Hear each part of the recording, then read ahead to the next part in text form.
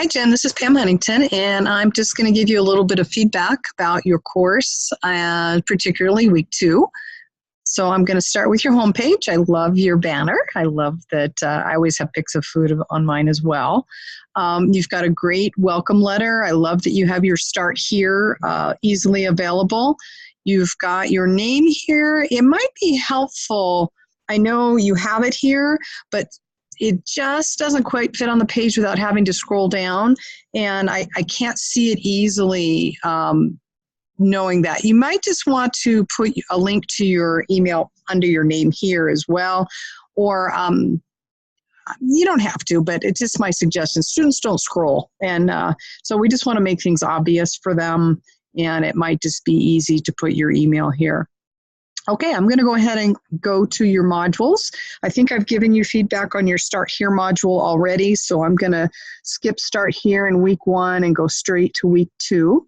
And I love that you have your objectives first. If you haven't read about the bookends, you probably will this week, but a bookend is basically that you start with objectives and then you end with a congratulations, you've completed all these objectives, just to let the students know that the module or week has ended.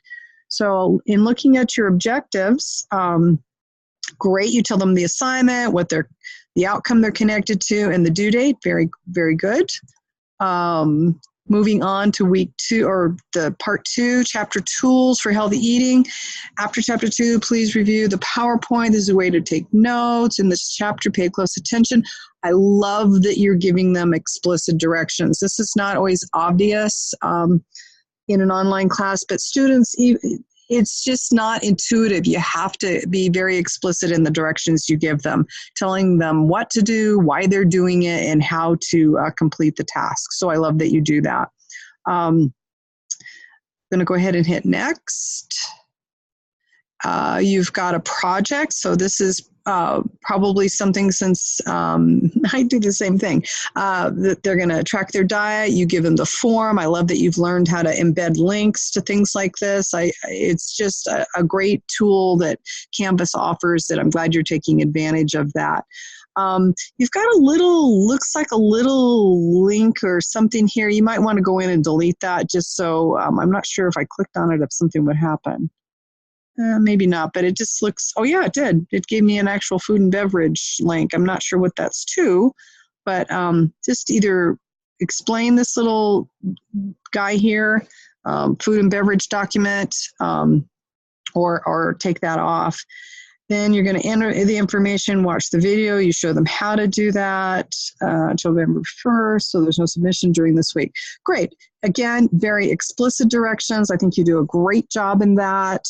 You've given them links to outside information. You've given them a video to show them what you want them to do. All really helpful. Your students are going to benefit from that.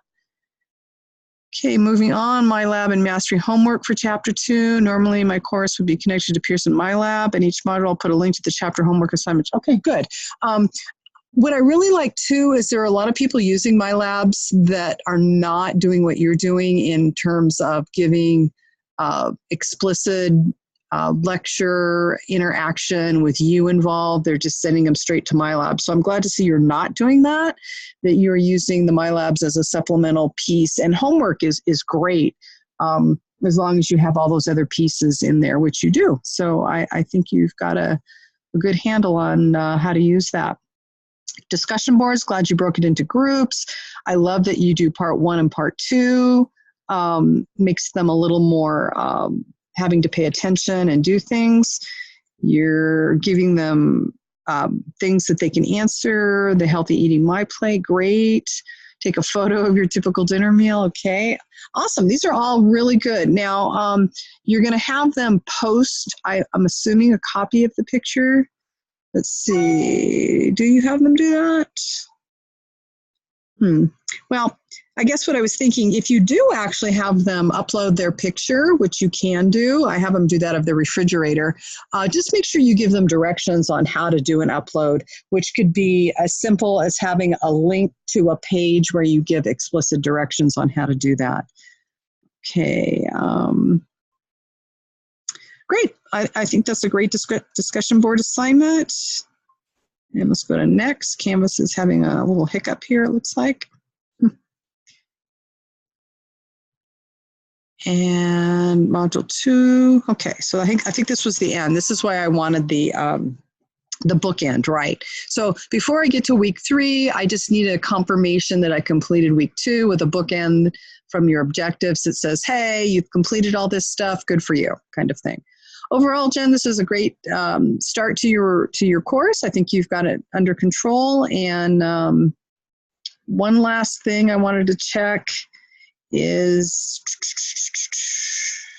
I think you are doing this is your summative type assessment. That's what I was looking for. So here this week, you're probably doing a formative assessment with the discussion board, and then later on, you'll have some kind of, yeah, there they are, your summative assessment. So typically, the rubric asks you to do both formative and summative every week, but I'm not sure that that's always possible. So at least you have a formative every week and then a summative every other week. So looks really good. If you have any other questions, let's Zoom during my office hour on Thursday, or we can set up another Zoom time that's convenient for you.